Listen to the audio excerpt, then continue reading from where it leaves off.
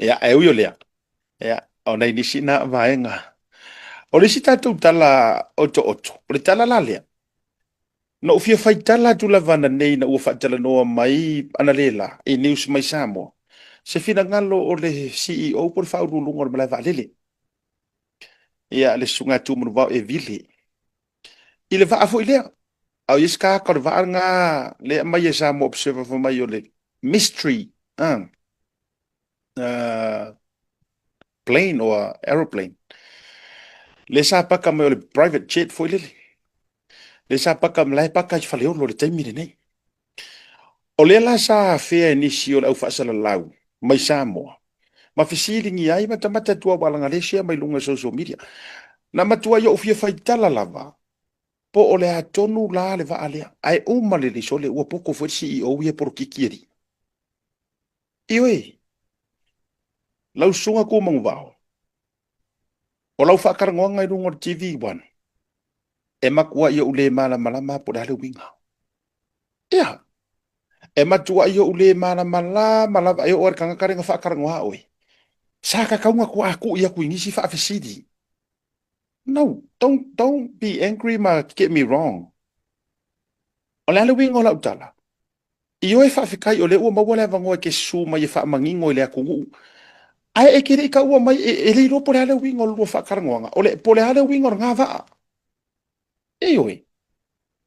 A ka ko wongi ko ke fai kau i lau fa karangoanga le fa karangoa mai o le TV tasi. TV1 i Samoa. E umaya, o le hamo ke ngefu. O le hale purpose o le vaa. O fea le akungu ue sa ue le vaa. Ai sauda kali aku mangu vau. Fai mai. Whawhisiri la tunu po i ona lea waka. Mora sila fie paua ia le information e maua le pulenga o malai wa lele pe tō fia le pātese. Leo le taimine ia tō lima le pātese a fia ima le pailate. Hai le ta ua mai ngoa o le pātese. Awa pea lai fia maua le atunu ia tai fai o le malo le po ai tangata no mai. Ia o le ground handler tauna ho iai.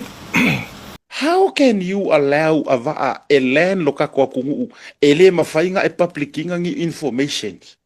Ai e whai mai nga o le lima, paule me mwhainga o ka ua kua, nga o le lima kanga kanga o mai ai, include ai maripai laki. Ai whawhiwhera pe a whai o kanga ka whakupu wharavilavi. Tole. Se e sau ai kou karangoa li o maku, la ke iau kou fia por kiki, kou kere iau kou por kiki. Ya. Nga ko va ai whakarangoanga ale CEO. It was not enough. Ele ngia information sa au mai. Yes. Nga e ka unke ia le wa kala ngo fu nga me o mawa ingi kupe. Ele o worrying is in kupe. Le la ko mo o ma karangoa ko mingska. E fe alor fa il fa ngor karangoa. Yes. E vile la kalanga le fa ku la sunga. Le la karangoa mai fu pe or karangoa mingska. E fe alor fa ai le straight le point makarango wanga ko nga me fa mai ia mai oro ma wai fo ka ko swasering wanga me o swasering aku mai ko ke karango fa nga upu mamadu o ko fa urulungo makanga awore la wasar fa ngor karango i rungor media ele yang nga upu fa pe nga fa mai mo fo ka ko fa si swasering be professional a wore ma fa nga career visiti fa ide ongi si kala fi fa longo ko ile ku o wharangolongo lulu whakarangonga. Nanga ngō fia mga au, e li poki ngō fia mawanga po le hale ango riu o rofinga aro. Ai saunga. Ke ia lewa e ngō fōmi milo lulu whakarangonga mare kenya lea. Mai whamai e ia, paule mea o lai fo ia ile landing fee. E le kea lea kungu o ngi landing fee. E le kea ngia kungu wai le ke kele po ai fo ingai manguia i ngā kupi. Ai paula le me kea, o saule vaa lea mangi wha amai. O saure va alea mangin vaila au o onga.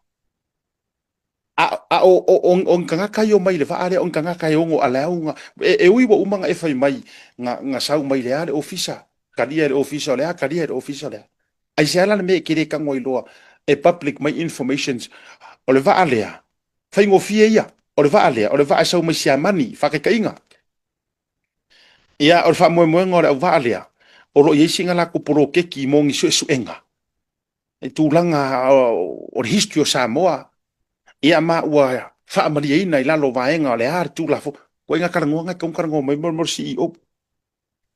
ai le o le oso afa mai ia o me la le ko ki o le vaenga le o le crown handling o le crown handler a o fea ia le crown handler o ngai ko ki fenga ruenga fakasi le malai va le ko ki ngalue sa o fenga ruenga le crown handler malai va le engusila sa o fenga ruenga